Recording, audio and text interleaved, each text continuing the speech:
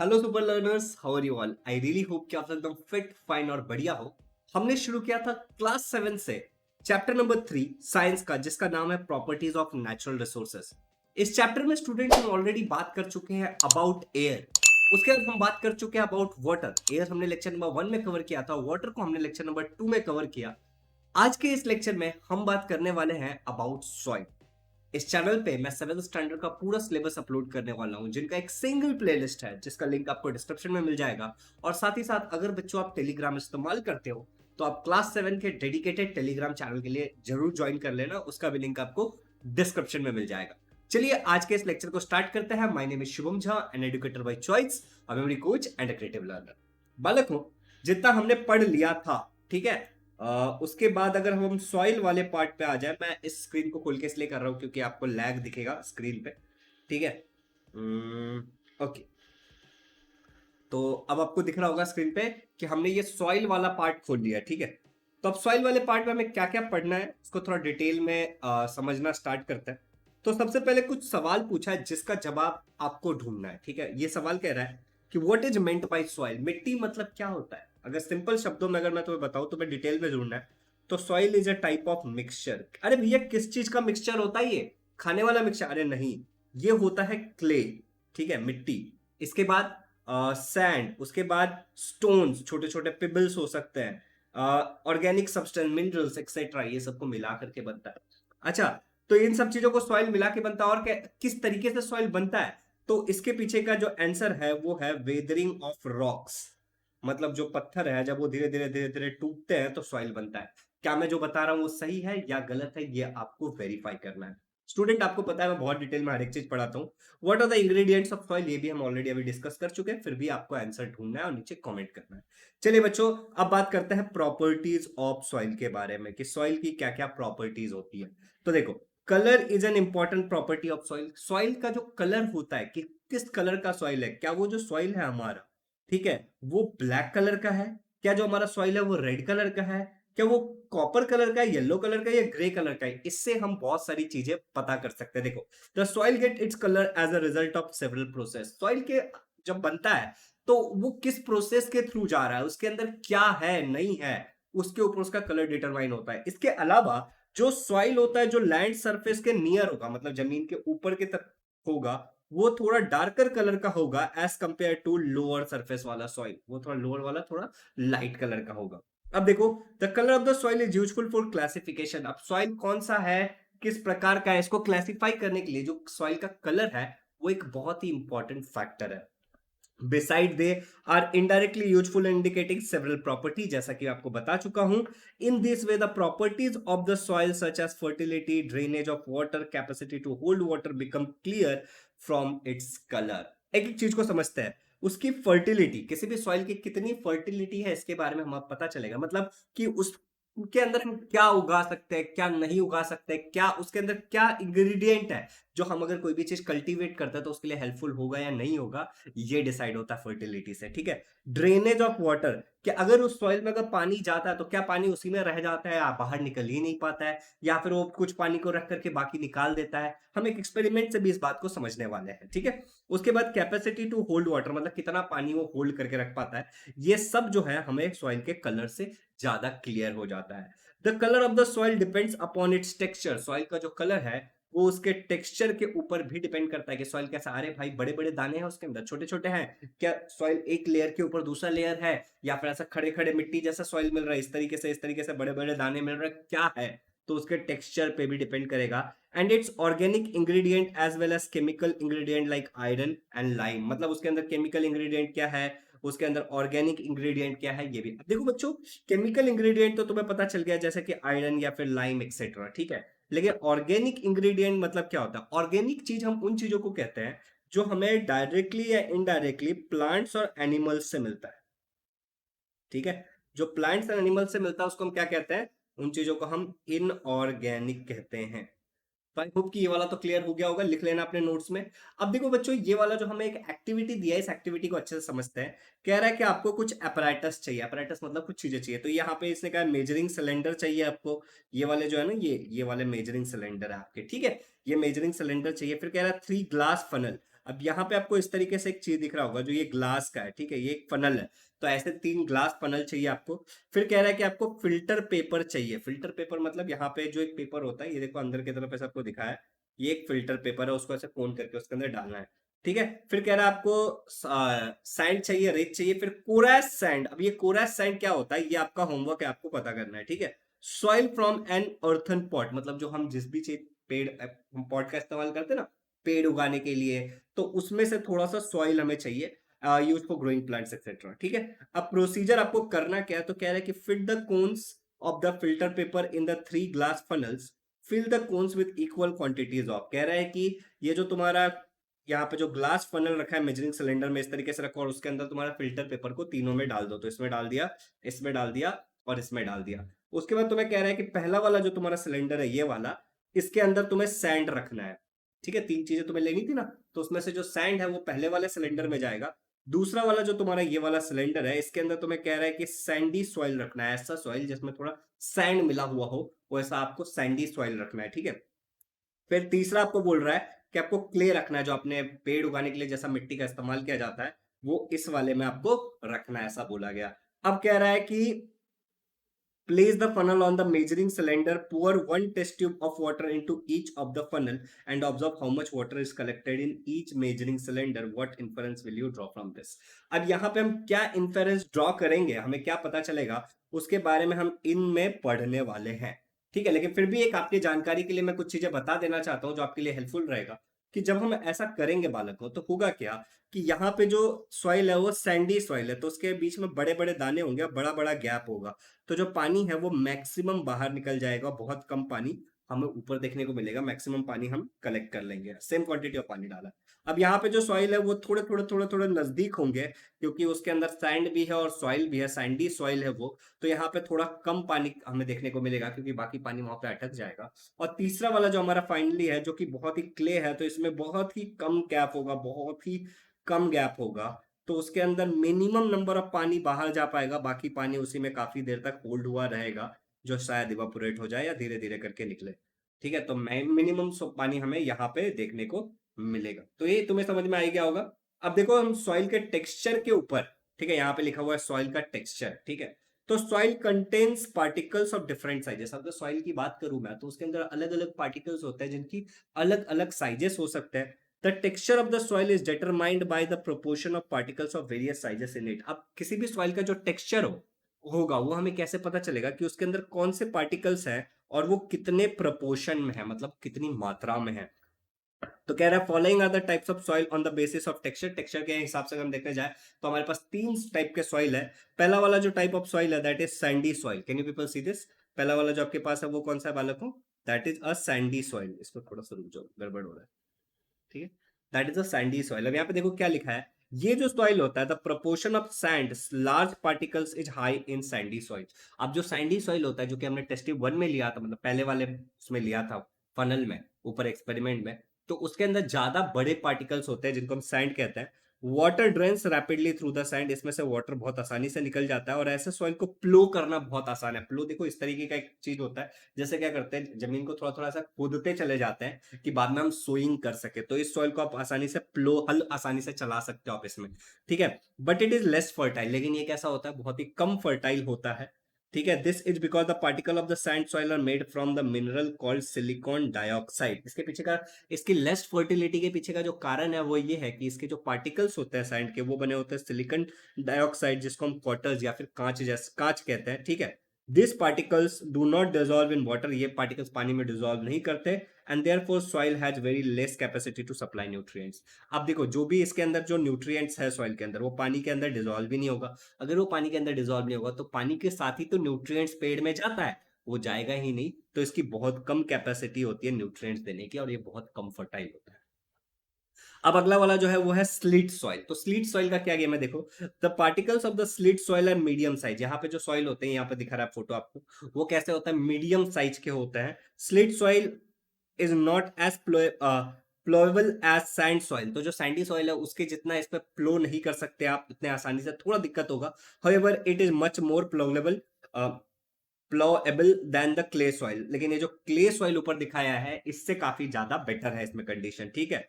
The soil contain large proportion of organic material, इसके अंदर बहुत ज्यादा मात्रा में ऑर्गेनिक मटेरियल होता है। थोड़ी देर पहले मैंने आपको ऑर्गेनिक मटेरियल बताया था, वो मटेरियल जो आपको प्लांट्स और एनिमल्स से मिलता है उसको हम क्या कहते हैं, ऑर्गेनिक मटेरियल कहते हैं। ठीक है, it capacity to supply nutrients is much greater, इसका बहुत ज्यादा कैपेसिटी होता है न्यूट्रिएंट सप्लाई करने का, किसके मुकाबले, ऊपर वाले के मुकाबले, सैंडी सॉइल के मुकाबले। Slit soil is also called as sedimentary soil, इसको हम लोग और क्या बोलते हैं, इसको हम सेंडिमेंट्री सॉइल कह के भी बुलाते हैं।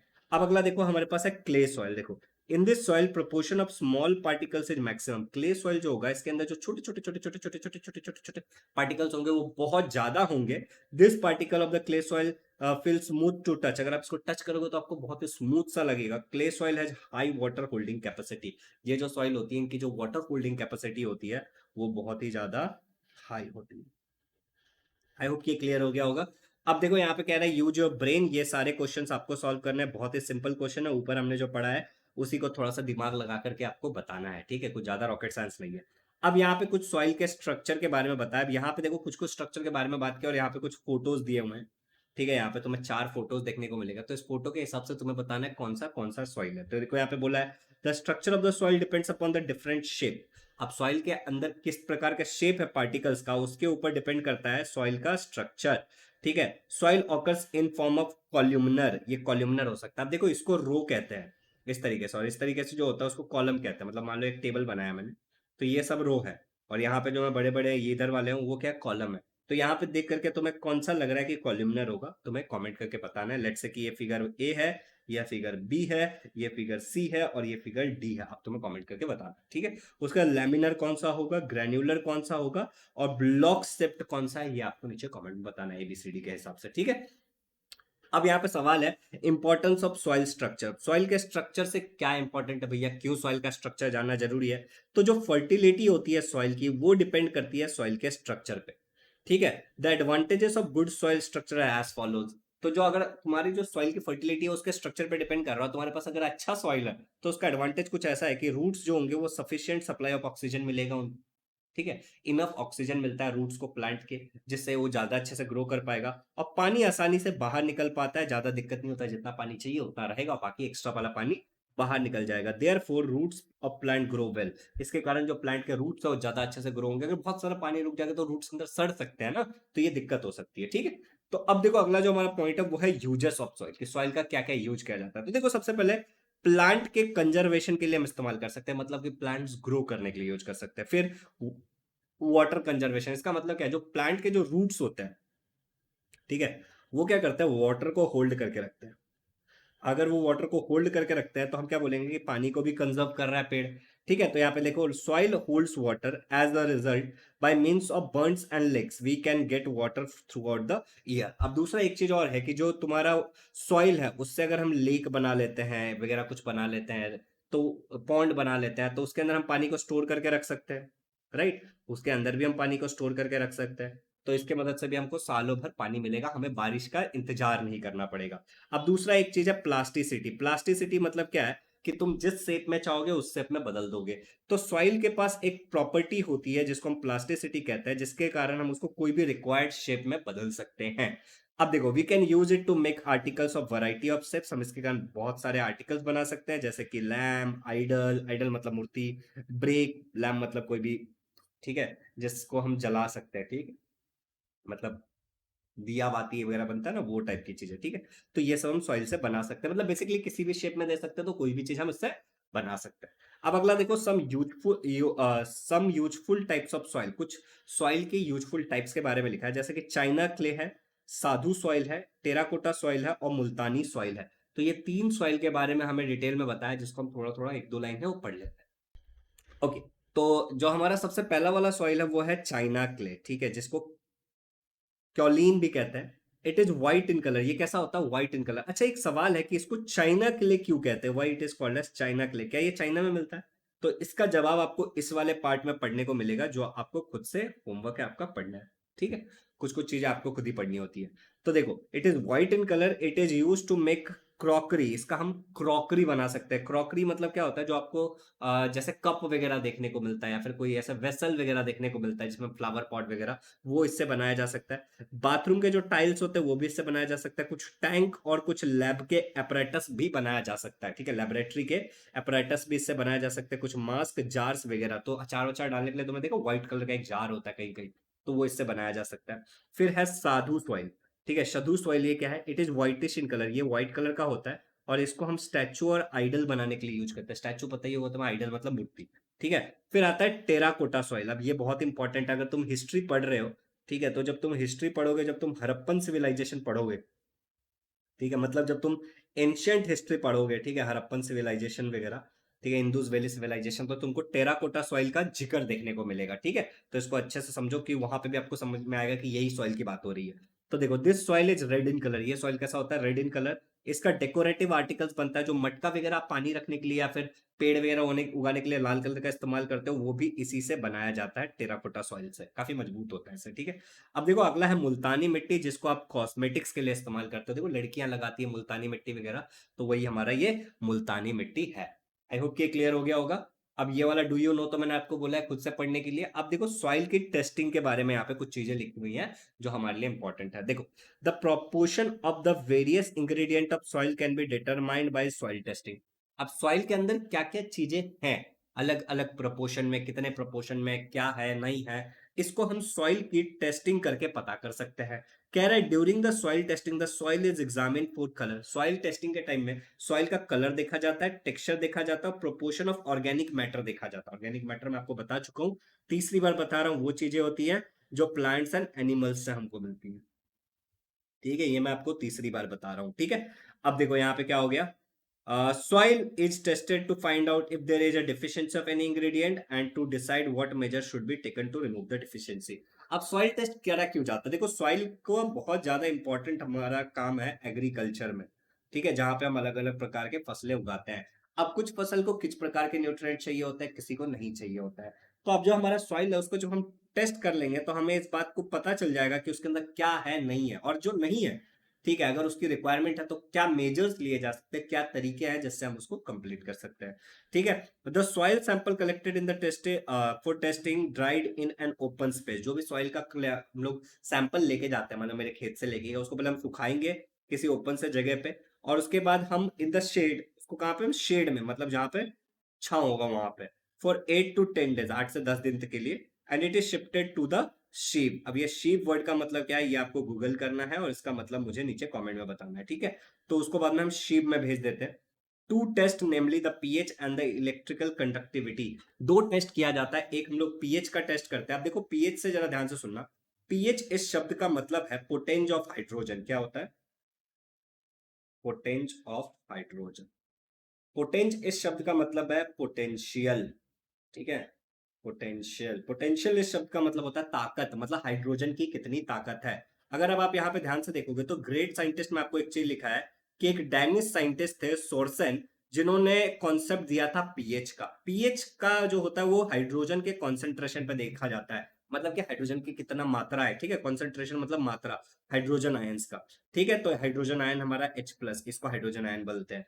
अब देखो हम क्या करते हैं, 1:2 के प्रपोर्शन में हम पानी और सॉइल को ले लेते हैं, ठीक है। अब उसके बाद हम क्या करते हैं, उसके अंदर जो हमारा पीएच के अलग अलग चीजें हैं, अलग अलग जो इंडिकेटर है पीएच के, उसको हम डाल के देखते हैं। बहुत सारी चीजें होती है जो डिटेल में हायर स्टैंडर्ड्स में पढ़ोगे, ठीक है। फिर भी एक जस्ट एक जिक्र के लिए बता देता हूँ कि क्या क्या होती है। जैसे सबसे पहले आप पीएच के लिए ना कुछ नेचुरल सी चीजें होंगी, अब ये एग्जाम में अभी आपके नहीं है, लेकिन याद रखना कि ये नेचुरल सी चीजें होती है, जिससे जैसे कि एक लिटमस पेपर होता है, ठीक है, लिटमस पेपर का हम इस्तेमाल कर सकते हैं। कई बार जो ओनियन आपको पता है ना, उसका भी इस्तेमाल किया जाता है, ठीक है। क्लोव लॉन्ग का इस्तेमाल किया जाता है। फिर क्या होता है, कुछ सिंथेटिक होता है।